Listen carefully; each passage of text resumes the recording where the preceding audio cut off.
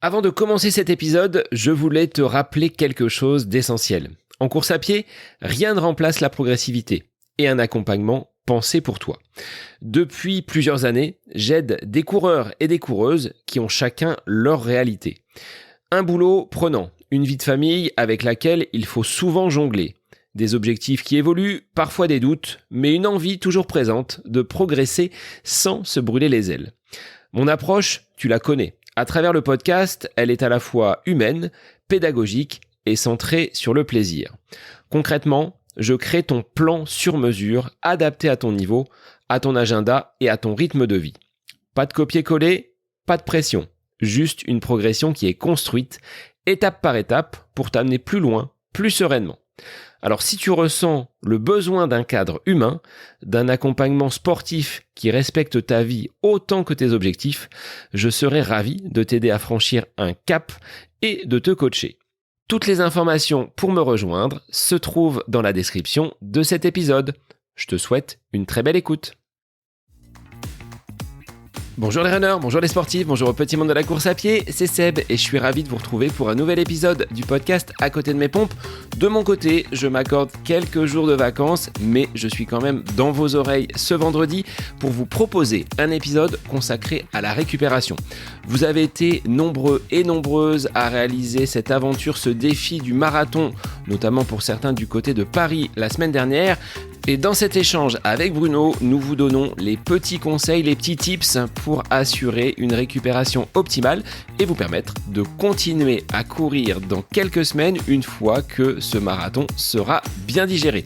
Je vous souhaite une très belle fin de semaine, une bonne écoute bien évidemment des épisodes du podcast et n'hésitez pas à aller sur vos plateformes d'écoute préférées pour d'une part vous abonner au podcast À côté de mes pompes, laisser une petite évaluation et puis bien évidemment les réseaux Instagram, Facebook sont là pour pouvoir échanger. Très belle semaine à vous. Bonjour Bruno, c'est toujours un plaisir de te retrouver pour ces petites capsules. On va coller avec cette nouvel épisode à l'actualité puisqu'on va traiter de la récupération après une grosse épreuve telle que le marathon. Alors je te laisse nous en dire un petit peu plus sur la méthodologie et le protocole à respecter après une telle course. Bonjour Sébastien, ravi de se retrouver une nouvelle fois pour une thématique très intéressante, effectivement, la récupération après le marathon. Alors cette thématique, elle me fait penser à une image qu'on voit beaucoup sur les réseaux qui tournent après les marathons. On voit des gens qui marchent comme des pingouins et voilà, à quoi on reconnaît que tu as fait un marathon? Le lendemain, tu marches comme un pingouin, tu peux plus te déplacer. Donc peut-être que certains qui nous écoutent ont eu cette impression le lendemain de course. En fait, la récupération, elle va beaucoup dépendre de l'habitude qu'on a de courir et l'habitude qu'on a de courir un marathon, surtout. Il est certain qu'après un premier marathon, pour ceux qui feront leur premier marathon cette année et pour ceux qui ont déjà une longue expérience, la récupération ne sera pas la même. Le corps a une mémoire et justement, on s'aperçoit que course après course, la récupération se fait de mieux en mieux. Donc déjà, une première distinction, ceux qui font leur premier marathon, ceux qui ont peu d'expérience, les jours qui suivent peuvent être excessivement douloureux, alors que pour d'autres, la récupération va se faire très bien. Ce qu'il faut retenir et ce qui est propre à chacun et à chacune, c'est que l'activation, le mouvement est toujours bénéfique. Déjà, le mouvement est bénéfique à la vie, mais le mouvement est bénéfique à la récupération. Ceux qui l'ont vécu, quand on reprend la voiture et qu'on roule quelques heures et qu'on sort sur le parking quand on fait une pause, là, c'est difficile des fois de sortir de la voiture. Moi, j'ai des souvenirs douloureux comme ça, sur des 100 km où on devait reprendre la voiture et quand il fallait sortir, il fallait quasiment nous extraire. Donc, le mouvement est ce qu'il y a de mieux. Donc, plus on va marcher, plus on va être en activité et mieux on va récupérer. Après, évidemment, chacun est différent. Tout le monde n'aura pas forcément la même possibilité de faire de l'activité. Mais ce qu'il faut retenir dans les jours qui suivent, dans les heures qui suivent, c'est que plus on sera en mouvement, plus on sera en activité, mieux on va récupérer parce que tout simplement le phénomène d'activation du flux sanguin va faire ce ménage qui est nécessaire quand on a des courbatures, quand on a quand même accumulé des toxines. Donc récupérer, c'est bouger. Ça, c'est la première des choses. Est-ce que Bruno, ce temps de récupération, on l'intègre dans son plan d'entraînement, on a, comme on l'avait évoqué, la phase d'affûtage, la phase de relâchement. Est-ce que derrière, il faut également se positionner 1 semaine, 2 semaines, voire un petit peu plus de temps pour accorder à son corps cette récupération? Tout à fait, exactement. Ça fait partie, dans la planification d'un objectif, on a cette phase de récupération qui est impérative, qu'il faut programmer, qu'il faut écrire. Donc 1 à 2 semaines durant lesquelles on va structurer l'entraînement de manière différente pour récupérer. Donc ce que j'aime souvent dire aux gens, c'est pendant 1 semaine, faites un peu ce que vous voulez comme vous le sentez. C'est-à-dire que c'est un peu open bar, c'est un peu carte blanche. Faites comme vous avez envie. Il y a des gens qui ont un besoin irrépressible de bouger. Ces gens-là, il ne faut pas les obliger à être inactifs. Je pense que dire 1 semaine sans aucune activité physique, c'est pas forcément le bon conseil.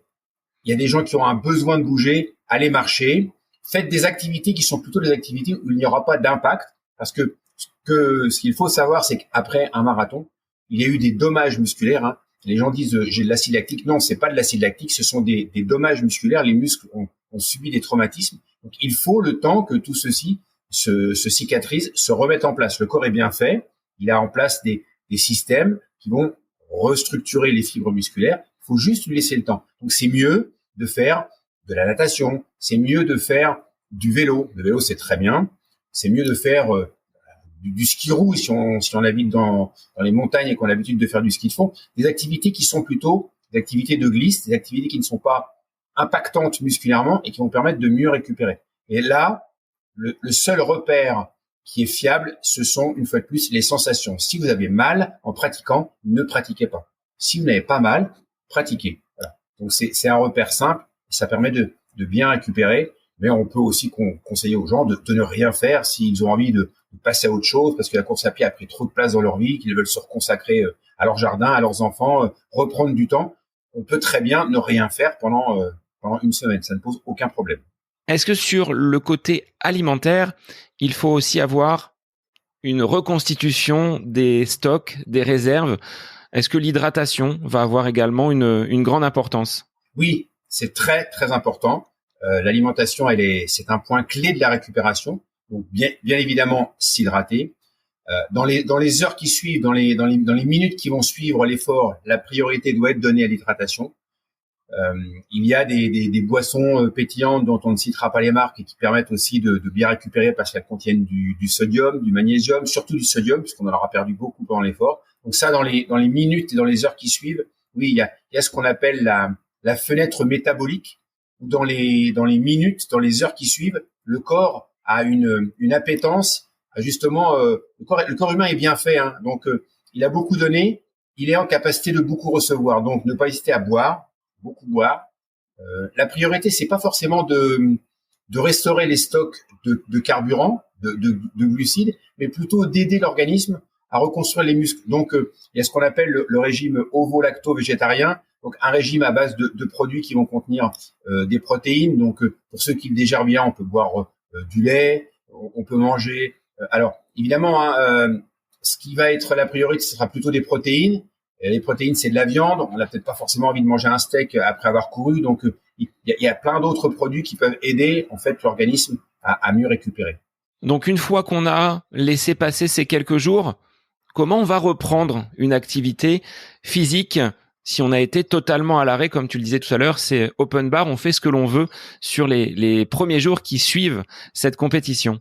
Alors oui, on peut considérer qu'une semaine, c'est un peu, on fait ce qu'on veut. Voilà. C'est à la fois bienfaisant sur le plan physique, c'est aussi bienfaisant sur le plan psychologique. Il y a des gens qui ont besoin de passer à autre chose un certain temps. Donc, il faut pas hésiter, il faut pas culpabiliser. Et puis, dans un deuxième temps, la reprise va se faire de manière très progressive. Une fois de plus, on est tous différents. Donc, il n'y a pas de cas type. Chacun est différent.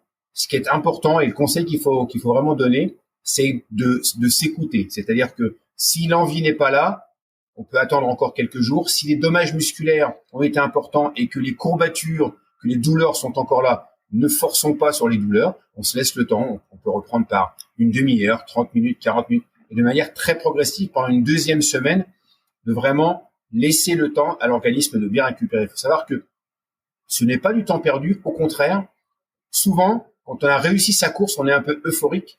On va reprendre très vite. On n'a pas envie de couper parce qu'on a réussi sa course. Et on a besoin de cette phase un peu de rebond, cette phase de creux qui va permettre de mieux repartir. Donc, ne pas hésiter, même si on est en forme, même si on se sent bien, à faire cette coupure qui est nécessaire, indispensable à l'organisme, à la fois sur le plan physique, mais aussi sur le plan psychologique, pour mieux rebondir. Moi, je l'ai constaté, j'ai pris des notes, j'ai fait des essais, je me suis rendu compte sur moi et sur d'autres athlètes, je me suis rendu compte que quand cette phase qui suivait l'objectif, cette phase de récupération n'était pas respectée, à un moment ou à un autre, on va payer ce moment d'euphorie. On n'a pas écouté son corps. On va avoir une phase qui sera difficile. Le rebond se fera mieux si on a pris le temps, après l'objectif, de bien se reposer. On conseille finalement à nos auditeurs d'être vraiment à l'écoute de leurs sensations. Il n'y a pas de plan type. Mais ça, de toute façon, tu ne le conseilles pas. Tu n'es pas dans finalement une globalisation des méthodes. Ça va vraiment être propre à chacun en fonction de la difficulté et de l'expérience, tu le disais tout à l'heure, par rapport à cette distance du marathon. Voilà, c'est exactement ça. On peut donner des grandes règles, voilà, mais écouter son corps, s'écouter en fonction de son contexte propre, c'est vraiment le plus important. Il y a autant de contextes que de coureurs. L'aspect professionnel aussi est important. Certains ont des métiers qui sont très difficiles.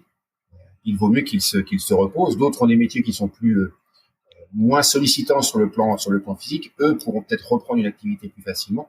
Mais le maître mot, une fois de plus, c'est de s'écouter, d'écouter son corps et de ne pas appliquer des règles qui sont des règles qui sont générales et qui ne valent pas pour les individus. Pour finir, Bruno, est-ce que l'on récupère mieux lorsque l'objectif est atteint ? Oui, incontestablement. J'en parlais tout à l'heure.